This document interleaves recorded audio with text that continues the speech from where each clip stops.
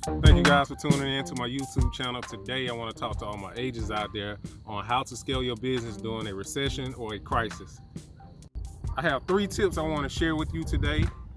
BPOs, which are brokers' price opinions, short sales, and lending practices.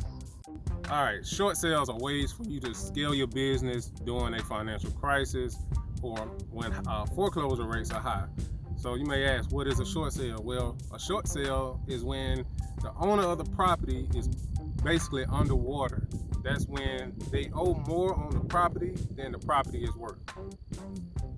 Those are another great way to scale your business during a recession or a financial crisis. This is when banks, when they foreclose on properties, they hire a broker to go out and look at the property, take pictures of the property, and give their opinion on the price of the property. Recession or a financial crisis, lending practices do change. This could affect buyers, so just make sure you adjust your business model accordingly.